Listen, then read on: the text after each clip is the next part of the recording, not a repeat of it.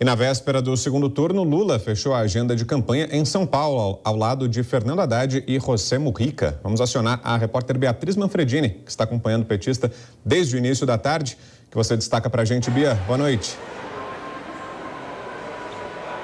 Oi, Vitor, boa noite para você, para todo mundo que nos acompanha aqui na Jovem Pan. Pois é, Lula fechando o último dia, de campanha com um jeito parecido com o qual fechou o primeiro turno, com uma coletiva de imprensa e também uma caminhada aqui na capital paulista para apoiadores e militantes. Ele começou o dia por volta das 3 horas da tarde, então, com uma coletiva de imprensa. Ele apareceu ao lado do candidato a governador do estado, Fernando Haddad, também ao lado do candidato a vice, Geraldo Alckmin, e do ex-presidente do Uruguai, José Mujica.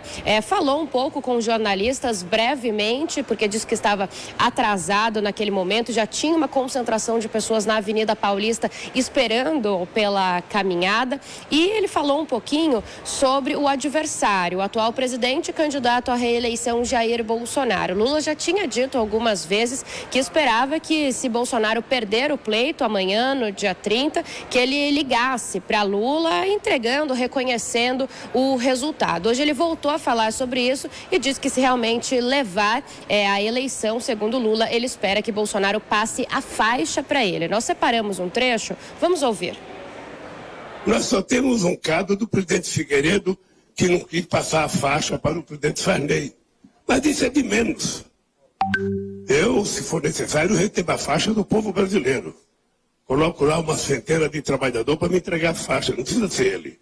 Agora, se ele foi educado e civilizado, for um cidadão do século XXI, ele simplesmente reconhece, telefona para o vitorioso.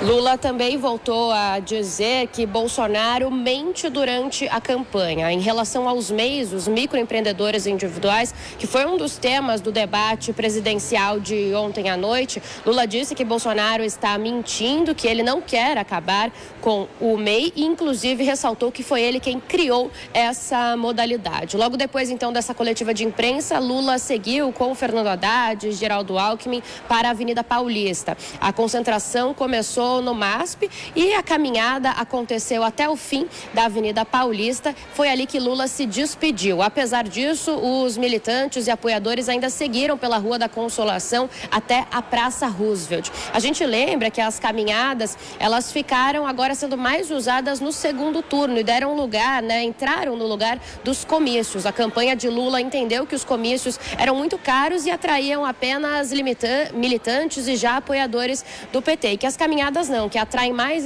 eleitores e que pegam as pessoas na rua. Portanto, Lula fez uma maratona aí de caminhadas durante o segundo turno, encerrou hoje. E só para a gente fechar, Vitor, amanhã a previsão é que ele vote às 8 horas da manhã em São Bernardo do Campo, no ABC Paulista. Depois passe ali a hora do almoço em casa, em Alto de Pinheiros, também aqui na cidade de São Paulo, e vai acompanhar a apuração em um hotel aqui na região da Avenida Paulista também.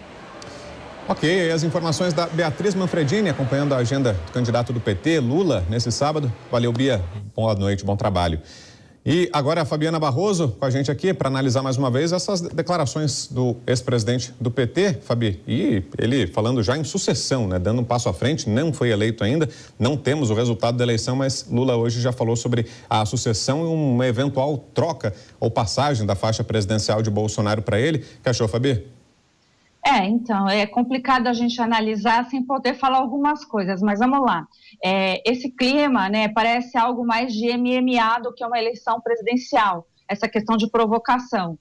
Mas eu posso dizer porque é fato consumado. No passado, o ex-presidente Lula, quando teve a ordem de prisão decretada, ele demorou muito tempo, então não foi nada civilizado ele fazer aquela festa que todos nós acompanhamos, para depois se entregar à Polícia Federal, que havia um mandado de prisão para ser consumado. Então, isso são fatos, ninguém pode nos dizer que estamos falando narrativas. E aí, em relação, até ele trazer o Mujica, do Uruguai, mostra bastante que ele tem bastante ligação com essa esquerda latino-americana que está, assim, tomou o poder, voltou ao poder em grande parte dos países e que causa muita preocupação aos conservadores da América Latina inteira. Então, essas sinalizações são importantes para demonstrar qual tipo de governo e qual agenda que o ex-presidente Lula levará para nós, brasileiros, se for eleito amanhã.